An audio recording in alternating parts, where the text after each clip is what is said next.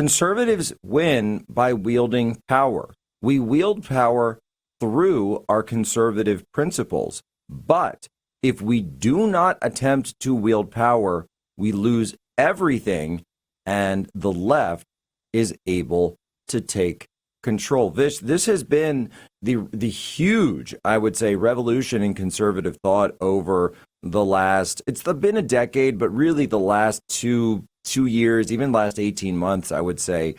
This is something, by the way, that Vice President J.D. Vance completely understands. By the way, folks, kind of an aside, but our question of the day a few days ago, we were asking, should J.D. Vance go to Rome to visit the new Pope? Well, earlier today, it was just announced that J.D. Vance will be traveling to Rome to visit the new Pope, and he's going to be attending the inaugural Mass of Pope Leo XIV. Why? Because the Pope is a node of power. St. Peter's Basilica is a node of power in the world. By the way, whether you'd like it or not, it's true.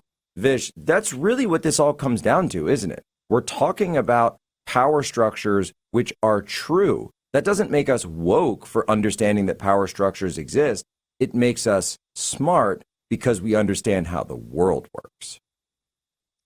That's right, Jack. And, the thing is that we have to understand power is real. That's the very first fundamental thing that we have to understand, accept, and then navigate with, right?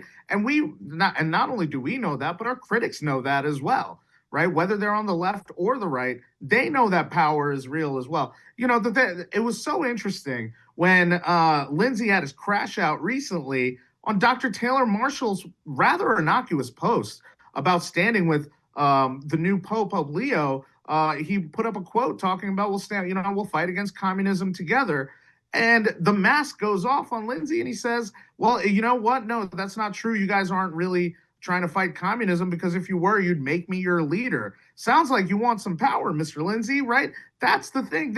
And I want to take a step further, right? Not only do they understand power, but what they're trying to do is they're trying to reforge old and defeated weapons that MAGA have already defeated, right? For example, the accusations of racism, sexism, xenophobia, and in fact, the post-World War II liberal consensus in and of itself, that whole superstructure that is totally outdated and obsolete.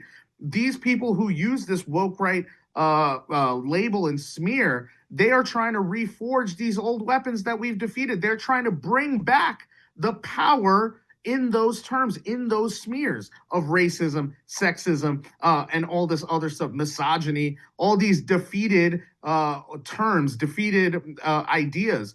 And so because they are not able to fight with their real legitimate ideas, which are really just old ideas, status quo ideas about why the post-World War II liberal consensus is still good and worth protecting. And these people are trying to bring power back to that, because that is where their power lies, right? The PhDs of the world, the people who... Well, the consensus where we always lost. The consensus where we would win elections, we could win votes, but we lost the country. We lost on ideals. We lost the power of institutions. We lost Hollywood. We lost all of these things. And all of these ridiculous canards of, just go build your own institution. Don't go to college. Don't do any of this stuff. Just leave all the power structures to the left. It was always a joke. And by the way, all of the people who would say stuff like that, what would they do? Well, they would turn around and they'd go to the colleges and they would get the PhDs and they would get the credentials and they would go there time and time again. Why?